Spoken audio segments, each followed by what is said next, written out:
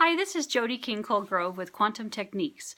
We have the most comprehensive diagnostic form of energy medicine in the world today. I work with people all over the world on the phone, helping them find out why they're having problems with their health and what they can do about it. Today I wanted to talk about indoor air quality. A lot of times people don't realize it, but the indoor air quality of our houses are not doing well. You know, if you've ever done a remodel and things like that, you a lot of times have all those smells that stay inside the house and they don't ever get out. And so it's really important to make sure that your home has good airflow. And there's a lot of things that contractors are doing these days to make sure that the outside air is being exchanged with the inside air at all times, both from rooms and also the whole house. And that's a really important concept. So here's some things that you can do to help you and your family. So what happens is that indoor air quality, like I said, can affect both us, our kids, and also our pets. And so one of the articles that I had pulled up is saying that it's 75% of households have bad indoor quality, and a lot of times it's because of scented air fresheners. I recently moved into an area where I'm amazed in that there's just so many people that have that air freshener inside their house, and I'm so used to where I'm at, we just don't have that. And so it's really important to teach people that that is impacting their health. And why is that? Well, it's causing indoor pollutants. And one of the things it's creating is that pets are smaller, and so kids have a 30% more toxicity to our indoor air quality, like air fresheners, because they're smaller. Well, you can think about a bird and a cat, and dogs are even smaller than that. So they really are going to be affected. Also, you know, pets tend to spend 100% of their time sometimes inside the house, especially like birds and cats. And so they can really be impacted by this. So that's why it's important. So the things that you might not realize that you are having an issue with indoor air quality because it might not show up as a respiratory issue, but it is happening. And I've found when I've tested people that it can affect their spine. It can affect the mucosal lining of their both their nose and also their throat.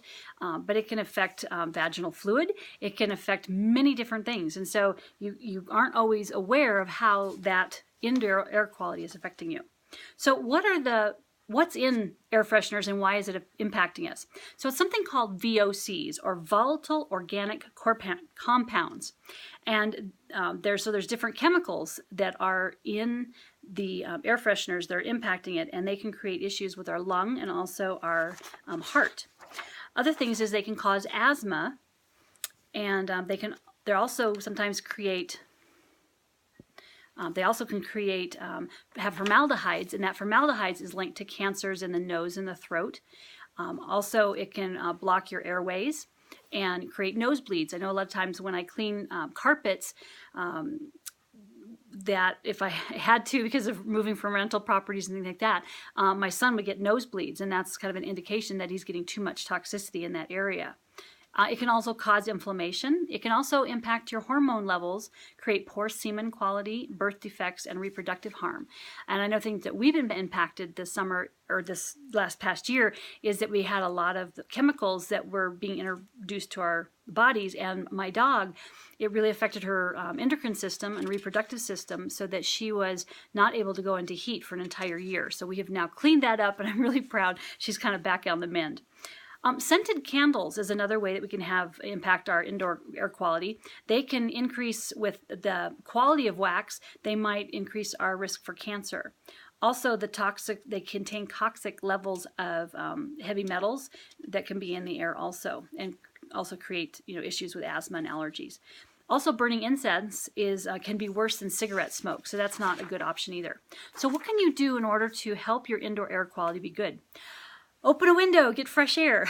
That's one thing. Also have a really good indoor air purifier. I prefer ozone. I found that to be very helpful. And also to have indoor plants, because they help with the natural taking out of toxins out of the air and giving back oxygen. So that's really important to have.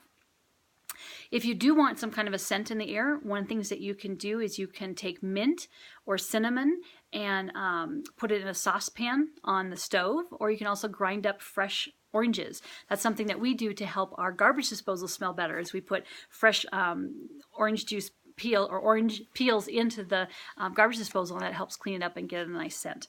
So those are some of the things that you can do to help your your house have good air quality, and also so that you can keep your health and happiness for both you, your pets, and also your children.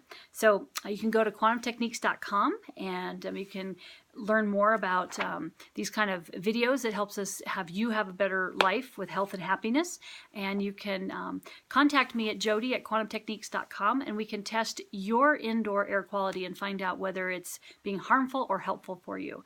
That's really important to do, and how it's impacting your health and that of your family. All right, so thanks for listening, and have a great rest of the day.